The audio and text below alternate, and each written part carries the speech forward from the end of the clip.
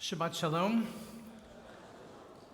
We are coming up, of course, on a Holy Week for our Christian friends, so I'll engage in a little quiz. Does anyone know how to say Christmas in Hebrew? I heard it, Alana, right? Chag HaNolad, which literally means Chag, the festival, Nolad, of the birth. Chag HaNolad. Sometimes it's also called Chag HaNotzrim, which literally means festival of the Christians, but the Hebrew word Notzrim comes from Nazareth, so they're called the Nazarenes. So Chag HaNolad, Chag HaNotzrim. How do you say Christmas in Yiddish? Niddelnacht. Have you ever heard that term? It actually specifically refers to Christmas Eve, but Niddelnacht. And while it's a fun word to say, it carries incredibly heavy connotations. Because Christmas was such a period of intense anti-Semitism for our ancestors living in Europe, there actually came to be a number of rules related to this Niddelnacht, to this Christmas. You're forbidden from leaving your house on Christmas Day. You're forbidden from doing any business with Gentiles around the holiday of Christmas because you'd be literally putting yourself at physical risk of harm because of what the anti-Semites might do to you. And then the rules expand with regard to Niddelnacht, that you couldn't do anything joyful on that day, lest it seemed like you were celebrating the holiday. So they actually come to outlaw Torah study on Christmas Day, because what's more joyful than Torah study? And they didn't want to seem like you were enhancing the holiday, and even marital relations became forbidden on Niddelnacht, because you didn't want to do anything that was joyful on that day. All right, so we know how to say Christmas in Hebrew. We know how to say Christmas in Yiddish. How do you say Christmas in American Jewish? Chinese in a movie. I think we all know that one pretty well. And I want to just take a moment and think about the juxtaposition of those two realities. Niddelnacht, and all the fear of anti-Semitism that led to these rules against any sort of engagement with our Christian neighbors because of the incredible anti-Semitism that was known in Europe. We didn't want to do anything to either look like we were enjoying the holiday or all the more so interact with our Christian neighbors because it would literally put ourselves at risk. And what's the American Jewish experience? We drive around looking at the beautiful Christmas lights. We're at the mall shopping. Right? We're wishing our friends Merry Christmas. Some of us have even helped our friends and neighbors put up their Christmas tree. Right? We're fully interacting in the world. And how do we observe Christmas? We literally go out and enjoy a good dinner and watch a movie, entertainment. We have fun. We enjoy ourselves. Think of the juxtaposition of those two realities. And here we are now in a world of growing anti-Semitism. Are we knowing Niddelnacht right now? Or are we still in a world of Chinese in a movie? And I'll just invite you to think about that for a second. As we anticipate the evening of December 24th into December 25th, and you think about your own plans for the day, is it more along the lines of Niddelnacht or Chinese in a movie? I'm going to guess it's more along the lines of the latter.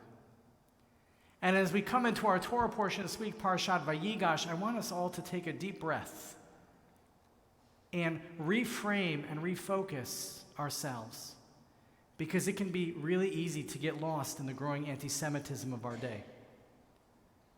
And I think this week in particular, we owe it to ourselves to take a deep breath and to give thanks for living in the United States in the 21st century and all the blessings that it affords us. Now, as we come to our Torah portion, Parashat Vayigash, and I invite you to take out your Eitz Chaim Chumashim with me here. I'm on page 277. Page 277. And here we are at really the turning point of Bereshit, the turning point of Genesis. Of course, we've learned about Abraham, Isaac, and Jacob. We've learned about Jacob's travels. And then we learned about the children of Jacob and how in the midst of their tension and their infighting, Joseph finds himself eventually in a pit and then sold into slavery in Egypt and then into prison in Egypt. And then he has dreams. And then he becomes named second in command over all of Egypt. And then he arranges for Egypt to survive the 7 years of famine because he knew from the dreams that God had shown him that there were going to be 7 years of plenty first. And therefore, Joseph manages the 7 years of plenty because, as you know, some people save, others invest. I'll just leave that out there. Those who understand will understand. And so he not only takes all of that grain and all of that produce that Egypt is able to accumulate over those 7 years, but he then uses it to purchase all the land of Egypt for Pharaoh over the course of the 7 years of famine. And interestingly enough, Joseph's strategy is actually what allows Pharaoh to take over all of Egypt. So here is where we are in the midst of all this. But it's not just the national story, it's also the personal story. Joseph comes back into contact with his brothers, right? The 11 brothers who are still in Israel with their father Jacob are experiencing the famine that has spread throughout the Middle East.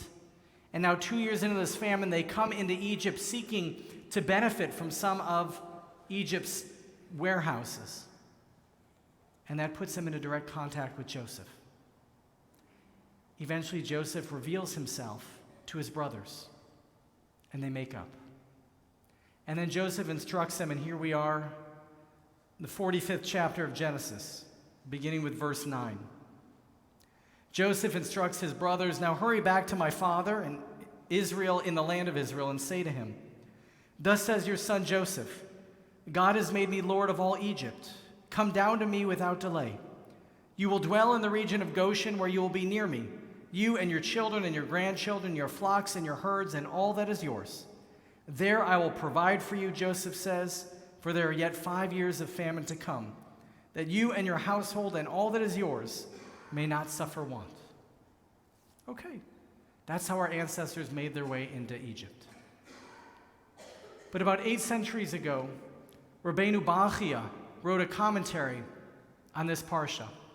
And Rabbeinu Bachia, who lived 8 centuries ago in Spain, immersed in the anti-Semitism of his day, comes to ask the question, why did Joseph invite his brothers to come into Goshen? Couldn't Joseph had said, "I'll send food back your way. You're in Israel, I'm in Egypt, we've got food in Egypt. I'll send food back your way, things will be good, you stay in the promised land." It's the promised land after all. You stay there. And Rabbeinu Bachia comes to teach that Joseph was worried that his Egyptian colleagues would say, "Why is Joseph favoring his brothers? Why is Joseph giving them advantages that he's not giving to the other Egyptians?" And Rabbeinu Bachia adds that perhaps also Joseph is worried that if he's sending food and resources back to the land of Israel, that the Egyptians might get worried that he's going to go to Israel. And essentially, Joseph is worried that he's going to be accused of dual loyalty, connection to Egypt and a connection to Israel. And I'm studying this and thinking about it. And I'm wondering, does this really have anything to do with the Torah portion? Or does this have everything to do with the anti-Semitism that Rabbeinu Bachia knew in his day? Accusations of favoritism, accusations of dual loyalty. And so Rabbeinu Bachia reads his own experience into the Torah. Similarly, and I'll advance you forward a few pages in the Chumash. I'm on page 283. 283, verse 31. Then Joseph said to his brothers and to his father's household, "I will go up and tell the news to Pharaoh," that is, that they're coming to Goshen, to Egypt. "And I, Joseph, will say to Pharaoh, 'My brothers and my father's household who were in the land of Canaan have come to me. The men are shepherds. They've always been breeders of livestock, and they have brought with them their flocks and herds and all that is theirs. Why? Why is Joseph going to say this to Pharaoh? So when Pharaoh summons you and asks, "What is your occupation?" you shall answer, "Your servants have been breeders of livestock from the start until now, both we and our father, so that you may stay in the region of Goshen. For all shepherds are abhorrent to the Egyptians." Chizkuni, a rabbi who lived around the same time as Rabbeinu Bachya, about 8 centuries ago, but Chizkuni lived in France. What does he read into the text? Why does Joseph tell his brothers to say that they are simple shepherds and cattle herders? Because Chizkuni teaches us, Joseph was worried that if he didn't say that, the Egyptians might think that his brothers were going to come work in the palace and get better jobs than the rest of the Egyptians and be seen as economic competition. And so Joseph says, just work in the lowly position, and we're going to tell the Egyptians you're just working in the lowly positions so that you're not perceived as competition. And as we hear this, we hear the anti-Semitism that Chizkuni must have experienced in his day, the fear and the anxiety that he must have carried in order to write that interpretation. Rabbeinu Bachya speaks the fears of dual loyalty, the fears of favoritism, the accusation of favoritism. Chizkuni writes about his own fears and the anxieties of his day and what he lived with, that perhaps our neighbors will see us as threats, as competition, and therefore punish us. And through this study and through watching what's going on in the world around us, I went down this rabbit hole of anti-Semitism this last week, thinking about it, talking about it, studying about it.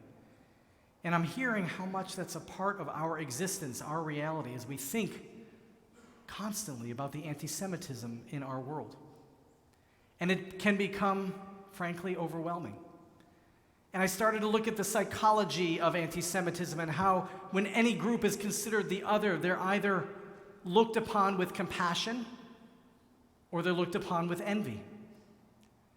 And if there's too much compassion that the group is deserving, then they're looked upon with fear, that they're going to take away all the society's resources. And if the group is considered deserving of envy, meaning they're very successful, and that goes too far, then the group is going to be looked upon as if they're too powerful and they're a threat to the rest of the society. And I continued to descend down this rabbit hole of anti-Semitism. So much so that when I called some of my pastor friends to wish them a Merry Christmas, I asked them what their sermons were going to be about for Christmas this year. Now, it's normal banter between pastors, between reverends, between ministers. What are you talking about on your big holy days?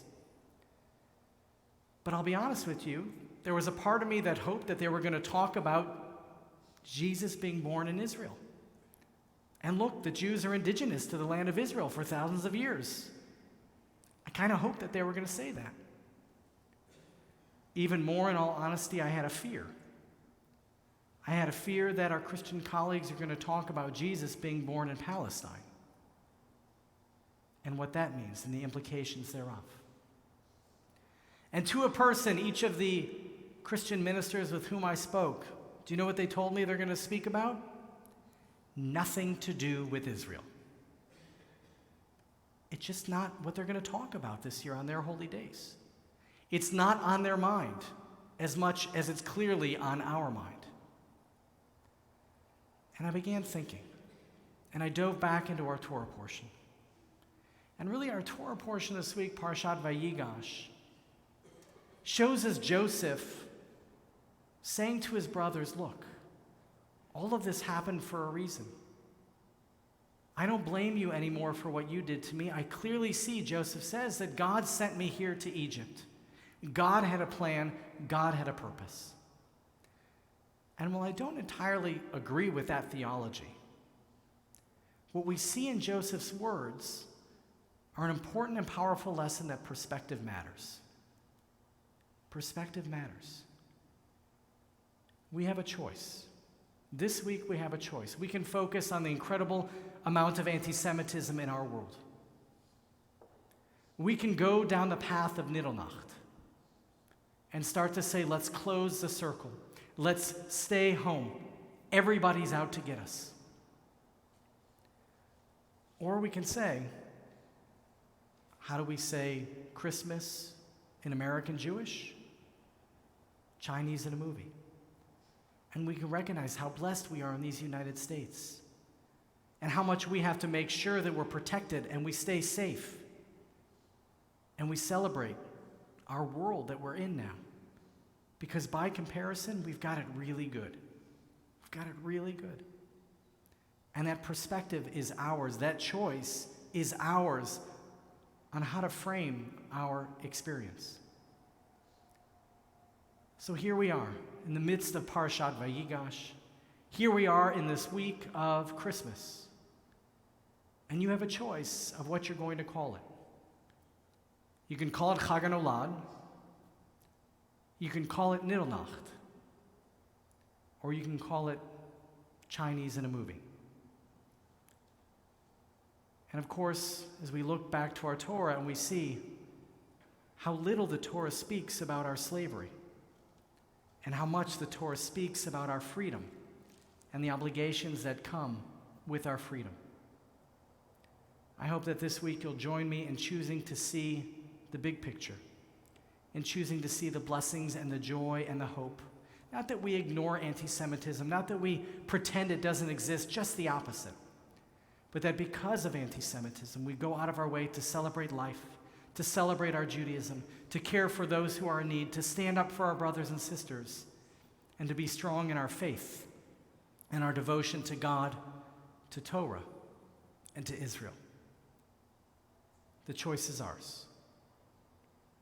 The choice is ours. Shabbat Shalom. And Chinese in a movie, Sameach.